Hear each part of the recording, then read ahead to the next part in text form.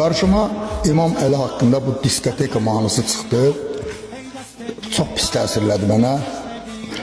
Sadəcə mən İmam Əlini, Məhəmməd Peyğəmbəri, o insanları həqiqətən şəxsiyyətləri haqqında məlumatlıyam, araşdırıram və o insanların nə qədər böyük bir dahi olduğunu və heç də bu mahnıya əsla yaraşmadığını bilirəm və sadəcə bilirsiniz, bir növ qarşılıq olaraq bu videonu çəkdim ki, yəni İmam Əli haqqında əfsanələr, nağıllar uydurub insanların başına soxmaq yox, əsl həqiqətləri demək lazımdır. Onlar daha bir şəxsiyyət olub, ağır oturub, ağır duran insanlar olub, onlar düha olub, dahi olub, onlar bəli, hardan elm alıblar, bugün onu biz bilirik. Əli və onun yolları George Kordal. Əlinin İsa'dan üstün olduğunu deməyə, dinim İsa'nın Əlidən üstün olduğunu qəbul etməyə isə vicdanım yol vermir, icazə vermir. Burada bir cümlə var, çox maraqlıdır, bunu istəyirəm sizlə bölüşüm. Bax, elə bu musiqinin sədaları altında. Nə deyir, bax, bir qrup insan Allaha umaraq ibadət edir. Bu tacirlərin ibadətidir. Bir qrup Allah qorxusundan ibadət edir. Bu qulların ibadətidir. Bir qrup Allaha şükür və təşəkkür etmək üçün ibadət edir. Bu azad insanların ibadətidir. Cümləyə bax, möhtəşəm.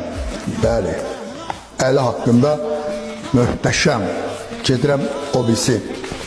Bax, yəni insanları yalandan nağıla çevirib, bu onu hörmətə mindirməkdir, bu onu hörmətdən salmaqdır.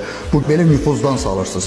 Onlar axı dahi olublar. Onlar özləri haqqında bu sözü deməyiblər axı. Onlar özləri haqqında mən nə bilim qapını belə qaldırdım, mən nə bilim Allahın aslanıyam, nə bilim nəyin belə şeylər deyib.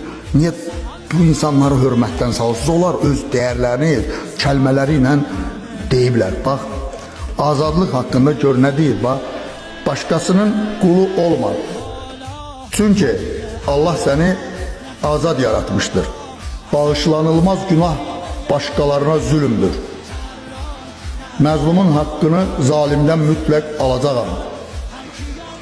Xalqa qarşı düşmənçilik nə qədər çirkin əməldir. Hər bir insan yaranışda səninlə eynidir. Cümləyə bax. Ay başva döyən İsmail, hardasan? Hər bir insan yaranışda səninlə eynidir. Özün üçün istədiyini başqası üçün də istə. İnsanın böyüklüyünə bax, özünə rəva bilmədiyini başqasına da rəva bilmə. Gör, insan böyüklüyünə bax, ən pis dövlət başçısı xalqını bədbəxtliyə sürükləyən şəxsdir. Pis xasiyyətli insan rəhbər olmağa layiq deyil. Əziyyət verməyəcəyindən əmin olduğun şəxslə dostluq etməyə çalış.